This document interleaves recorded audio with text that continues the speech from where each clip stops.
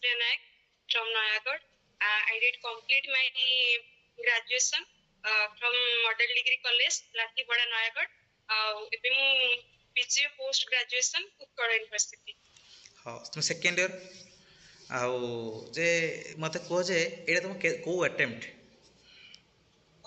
ଏଇଟା ମୋର third attempt. Third attempt ଯେ ୟା ପୂର୍ବ ଯେଉଁ ଆଟେମ୍ପ୍ଟର କ'ଣ ପ୍ରୋବ୍ଲେମଟା ବା କ'ଣ ତୁମେ ଯେଉଁଟା ଯେଉଁ ଜିନିଷର ପ୍ରୋବ୍ଲେମଟା ଥିଲା ଯେଉଁଟା ପାଇଁ ତୁମେ ହେଇନାହିଁ ଆଉ କ'ଣଟା ତୁମେ ସୁଧାରିଥିଲ ଯେଉଁଟା ପାଇଁ ହେଲା?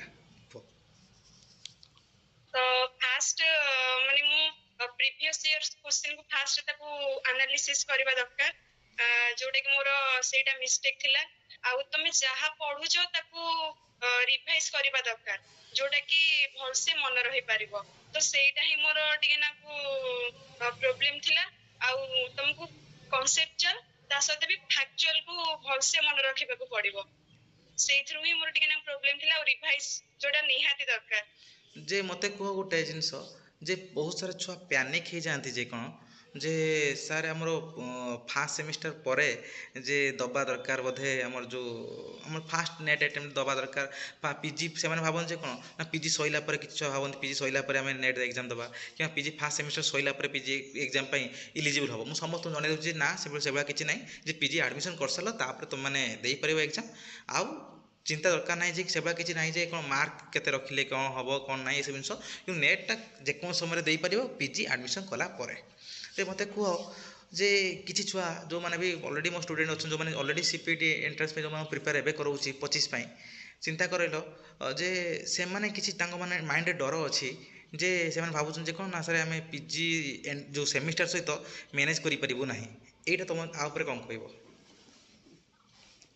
ସେଇଟା ପିଜି ସେମିଷ୍ଟର ସହିତ ବି ସେଇଟା ଦବା ହିଁ ଦରକାର।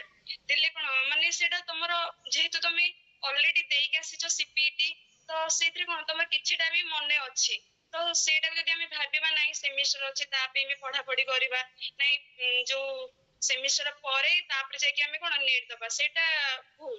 ଆମେ ସେମିଷ୍ଟର ଦବା ସହିତ ବି ଆମେ ନେଟ୍ ଦବା ଦରକାର, ଯୋଉଟା କି ଆମ ପାଇଁ ଭଲ ହବ। ଆଉ ଯେହେତୁ ଆମେ ରିସେଣ୍ଟ ପଢିକି ଆସିଛେ ତ ବାଇଚାନ୍ସ ଆମେ ଦେଲେ ଆମର ବି ବାଜି ବି ଯାଇପାରେ, ସେମିତି ବି ଆମେ ଭାବିବାନି।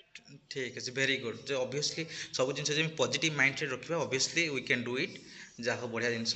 ମୋତେ କୁହ ଆ ପାଇଁ ଯେଉଁ ତୁମର ତ ଏଇ ରିସେଣ୍ଟଲି ତୁମର ଯେଉଁ ସେମିଷ୍ଟର ଥିଲା, ସେ ସେମିଷ୍ଟର ସହିତ ତାକୁ କେମିତି ଭାବରେ ମ୍ୟାନେଜ୍ କରୁଥିଲ, କିପରି ଭାବରେ ଯେଉଁ ନେଟ୍ ଏକ୍ଜାମ୍ ପାଇଁ ପଢ଼ିବା ସେମିଷ୍ଟର ପାଇଁ ପଢ଼ିବା, ଯେ ନେଟ୍ ଏକ୍ଜାମ୍ ତ ପୁରା ବହୁତ ସାରା ପେପର୍ 1 ପେପର୍ 2 ଅଛି, କେଉଁ କେଉଁ ଜିନିଷ ସବୁ ଫଲୋ କରୁଥିଲ ବା ୟୁଟ୍ୟୁବ୍ ଚ୍ୟାନେଲର ପେପର୍ 1 ପାଇଁ କ'ଣ ସବୁ ତୁମେ ଫଲୋ କରୁଥିଲ କି ବହି ବୁକ୍ ଫଲୋ କରୁଥିଲ, ତା